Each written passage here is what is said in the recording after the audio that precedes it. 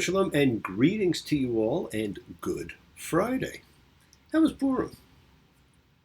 Were you who you are or who you want to be? If you were who you want to be, what stops you from being you? Now, you can use those 12 days, new beginnings, to become who you need to be. You just got to think about who it is you need to be. You know, it's never too late. Keep growing, keep changing, keep learning, keep teaching, keep being. You are one with everything. Your out breath is God's in breath.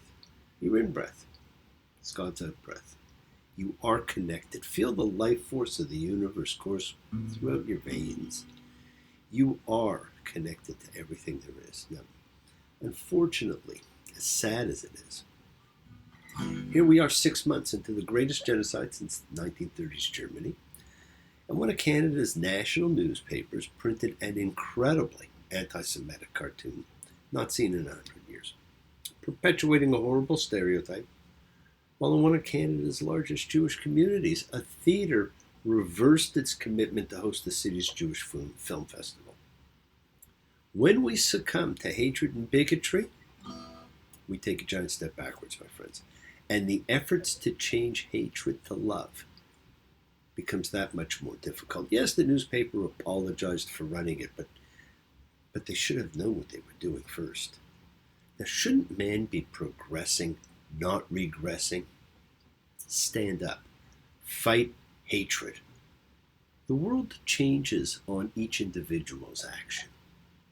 You do what you can to fight for decency. It will spread, it will grow. Because in the long run, love will win. Love will always win. There's nothing you can do that can't be done. Nothing you can sing that can't be sung. Nothing you can say, but you can learn to play the game. It's easy. Nothing you can make can't be made. No one you can save that can't be saved. Nothing you can do, but you can learn how to be you in time. It's easy.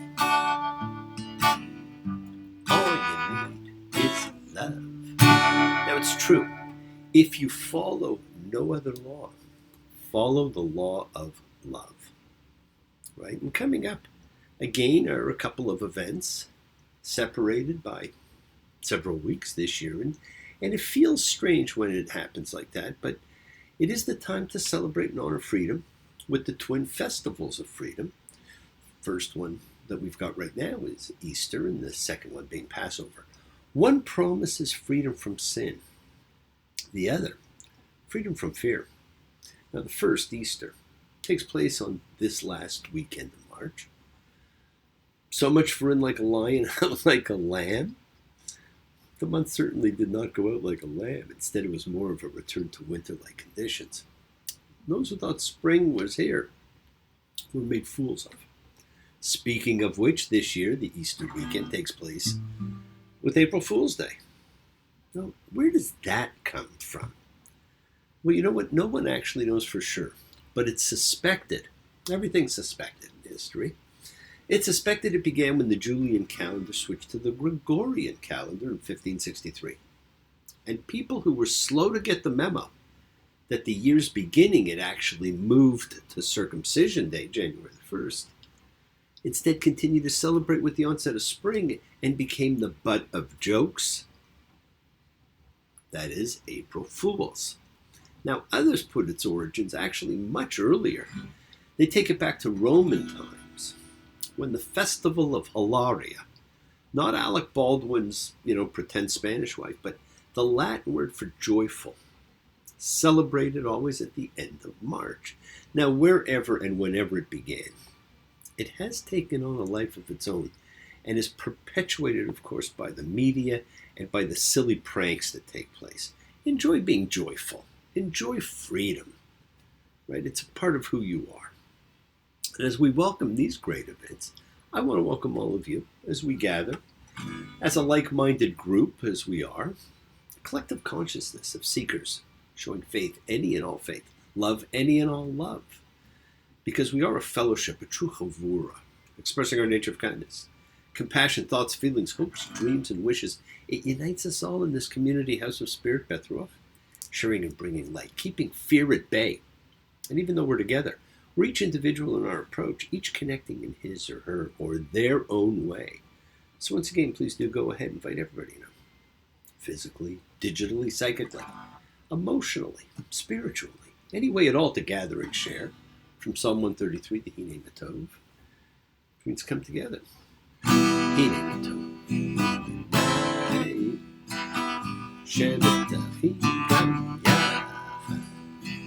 Hine Matov.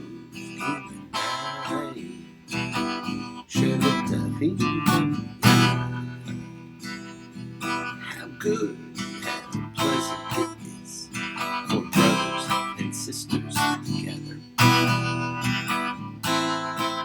Community. Community. Community. Together. We support each other in this community, so let's all spread love, goodwill, fellowship to the whole world. Remember, friends, this is you setting aside just a little bit of sacred time in your own sacred space to honor and converse with whoever, whatever you happen to believe in, because we all believe in something.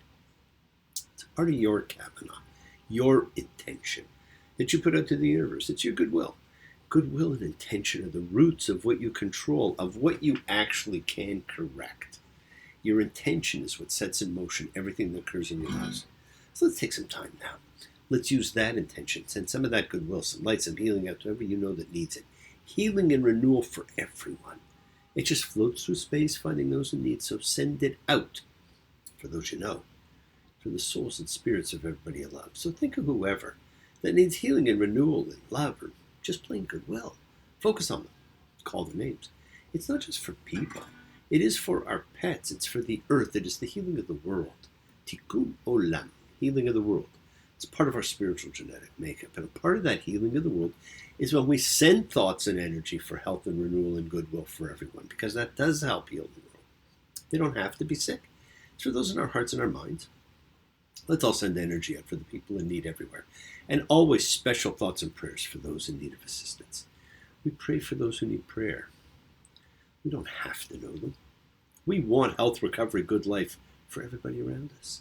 For Mirjana, for Stargate and Alex, for the Cardinal and Barbara, for Kathleen and Carla, for Dave, for Mina, Jessica, for Lucy and Leanne, for Gabby, Marilyn, for Maria, for Charles, for Pinky and Gloria, for Pam, Stephanie, for Joel and Andy, for Terry, healing the hole in his heart, for John and Maria, for Doria, for Teresa and Johnny, and Fern and Connie, and Ronnie, and Mayim, Talia, and for Luke and Nina and Danny, for all those suffering and in need. Let's not forget to include the familiars of our lives, all of our sacred animal friends everywhere, for everybody you know in need, for the whole world, for the bee.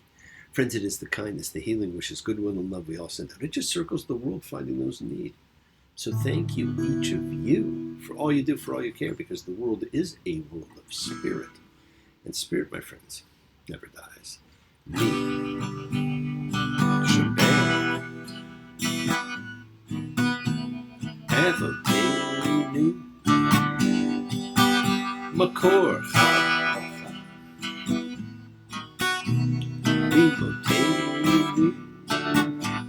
may the source of strength bless the ones before us. Help us find your courage. Make our lives a blessing. The renewal of body. The renewal of spirit. Let us say, Amen. Misha Barak. Let us all have our spirits renewed, because this is the great prayer for healing, which we call upon God to heal as He has healed before. Misha Barak, may He who blessed, because all healing is a blessing. Let's all send and receive healing and renewal energy in our efforts to love, to share, to care, to grow. Now this week we continue with the book of the priests as we read tzav, command. Now we read about more sacrifices. We learn about different sacrifices. The first one being the burnt offering. And we're going to read about that one over and over and over again. It's Leviticus 6:2. Command Aaron and his son, saying, this is the instruction for the burnt offering. Something is burning, baby. Are you aware? Something is the matter, baby. There's smoke in your hair. Are you still my friend, baby? Show me a sign. Is the love in your heart for me turning blind? I can feel it in the night, in the night, in the night when I think of you. I can feel it in the light, in the light, in the light, and it's gotta be true. You can't live by bread alone. You won't be satisfied. You can't roll away the stone if your hands are tied. Now notice the instructions are for the priesthood, not the people. And unlike the sacrifices that are eaten, the burnt offering, literally the one that goes up is what it means, is completely burned. This is a priestly function. The citizenry did never do this. Now after the burnt offering, we find out about the nature of the altar, the clothes of the priest. We get a grain offering. That's when salt is actually introduced to bread. It's still done on the Sabbath by many people. But this bread was actually very special bread. The grain offering bread was to be eaten without leaven. And there is a holiday specifically dedicated to eating this bread. It's called the Festival of Unleavened Bread. It's the one coming up, otherwise known as Passover. There is a connection. We get a sin offering. That one calls for an animal sacrifice. We get a guilt offering, another animal. We get a peace offering. Now, this is a fuller offering, another grain-based offering, this time with leaven, but also with an animal. You see, it's fuller. It's got everything. Meat and grain together.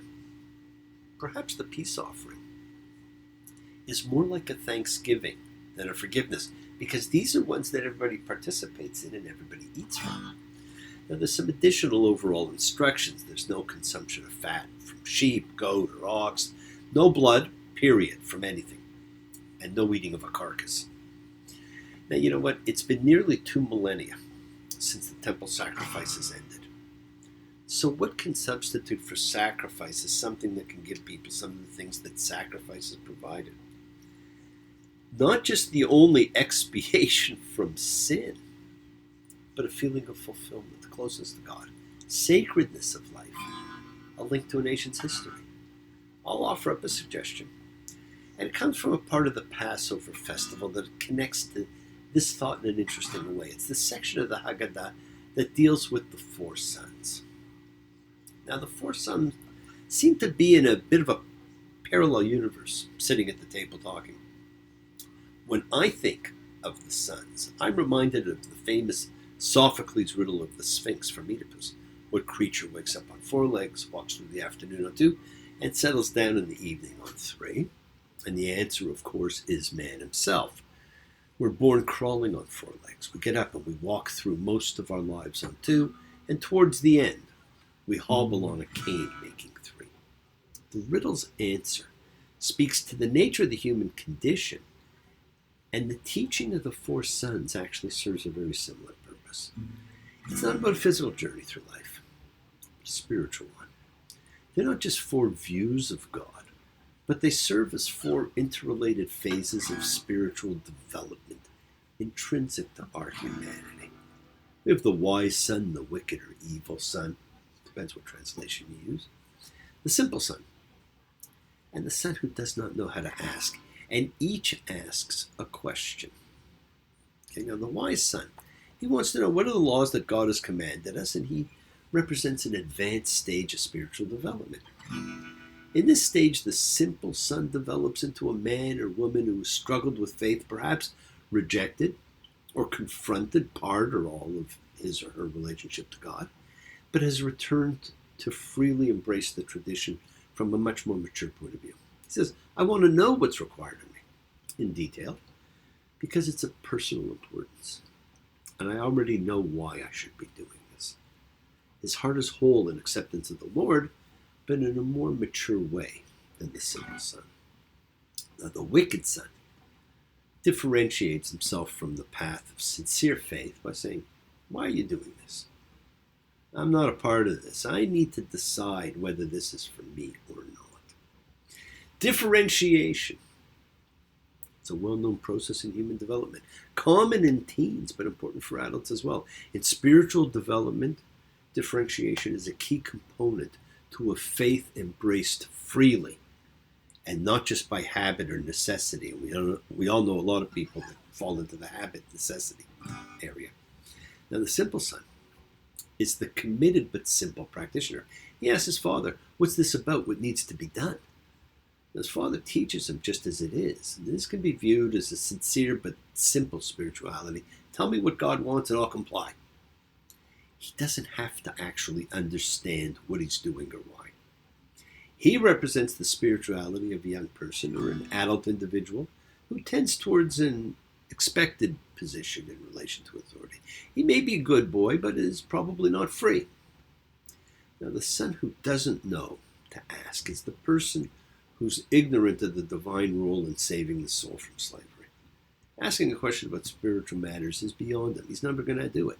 This person may be an infant, a child, or an individual who knows little of religious or spiritual life, or it could be an adult who has simply given up caring.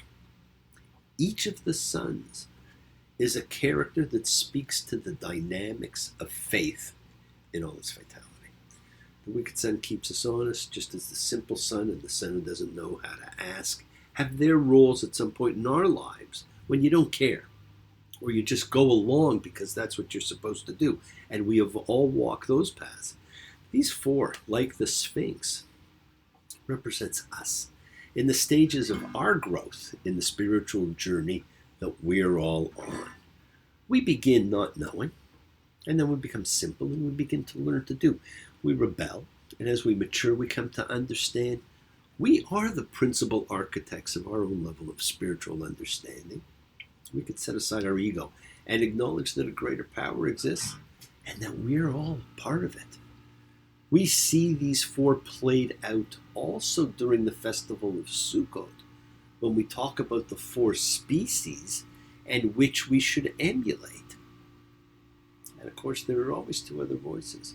Neither one are really mentioned.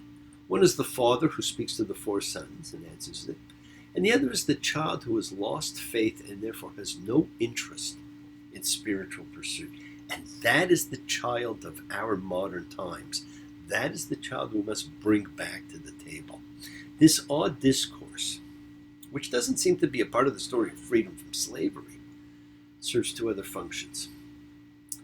It became the means of keeping the fifth commandment, honoring our parents, and in so doing we ask our Father these questions so that we can learn.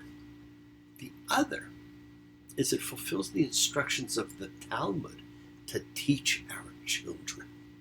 That is one of the principal rules of Judaism, teach your children. And that is how this religion has survived all these thousands of years and will continue to survive for eternity. Fathers teach their children, generation after generation. You who are on the road must have a code that you can live by. So become yourself, because the past is just a goodbye. Teach your children well. Their fathers held with feed them on your dream. The one that picks, the one you don't know. Teach your children. It's what we do. Now, you remember I said last week that this book explained the only way to correct was through sacrifice. That isn't done anymore. So you got to wonder, what's the new substitute for sacrifice? I think it's understanding and growing in a spiritual way and learning the few keys to the kingdom. Use the lessons of these two coming holidays to overcome fear. Learn the power of the forgiveness ritual and find yourself becoming one with the flow of universal energy. Remember, my friends, the people of the Exodus were not who we think of. They were not an identifiable group of practitioners of religion. There was no religion that we were aware of that they actually followed. The entire journey through the 40 years is them being given a religion and taught how to follow it. We think of them being like us, that they had a practice set of observances like we do. But we're reading about them being given this code of laws that's ritual, spiritual, moral, and ethical. Holy days to observe, social behavior to follow, rules for the priests, rules for the people. This week's reading is one of the ones that actually has a bit of a story in it. It's the first of a two-part reading devoted to the ordination of the priesthood. It is going to be formed. It is the establishment of an incredibly important elite. Now, I know it's odd because you don't think of Jewish priests, you think of Jewish rabbis.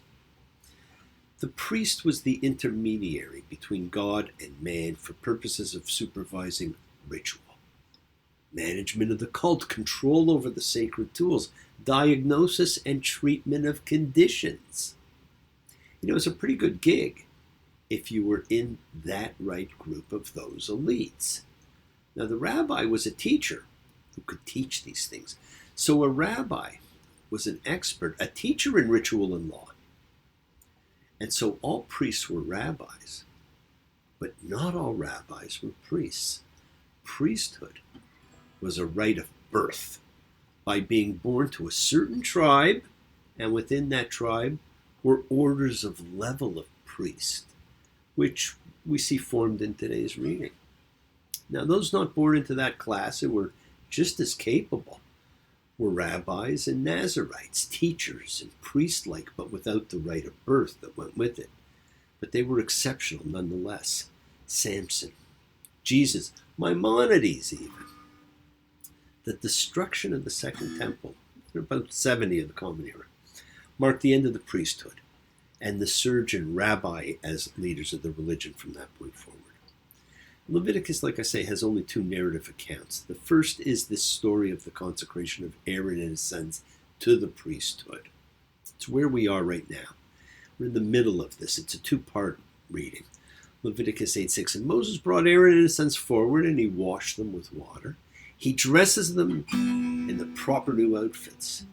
And he performs the last sacrifice of his career, because from this point on, once the priesthood is inaugurated, that job belongs purely to the priesthood. But Leviticus 8:35. Shall sit at the entrance of the tent of meeting day and night. 7 days shall keep the Lord's charge, and you will not die, because that is what I was commanded. So we have to wait 7 days at the front of this tent before the true inauguration takes place. 7 days.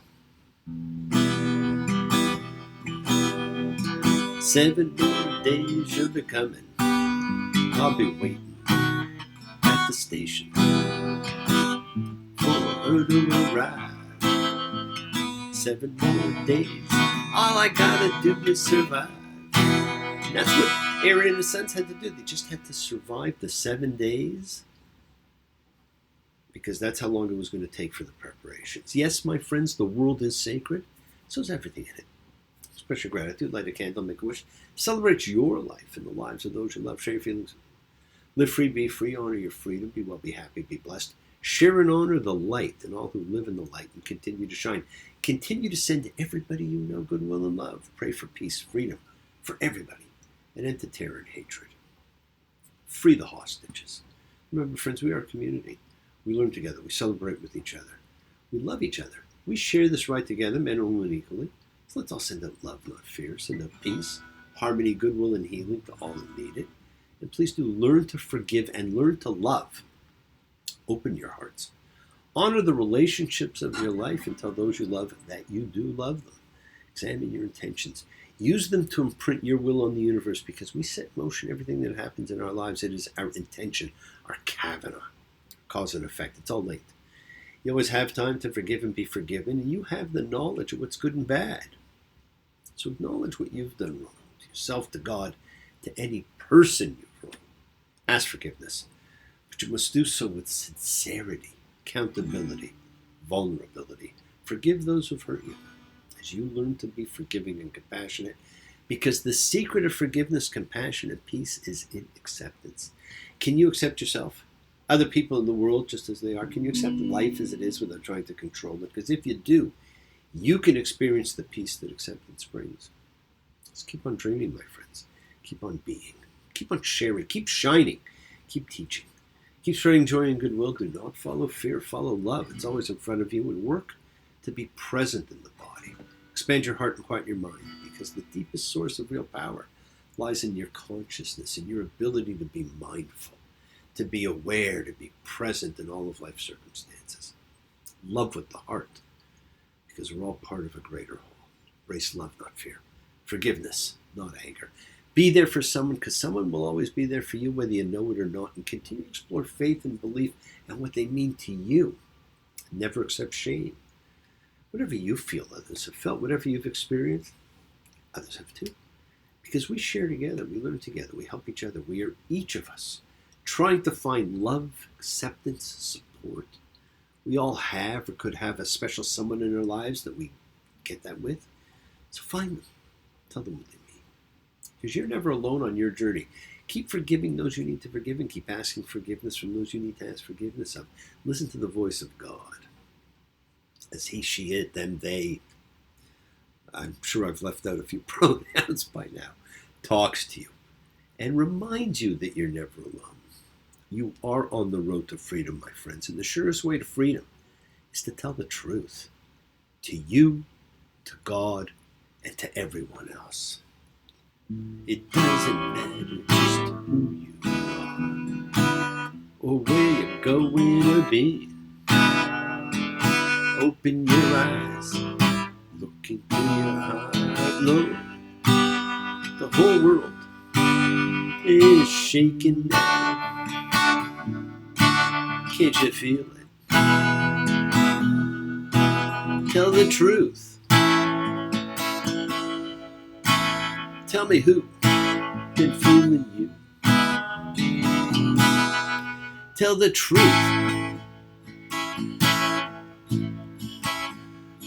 Who's been fooling?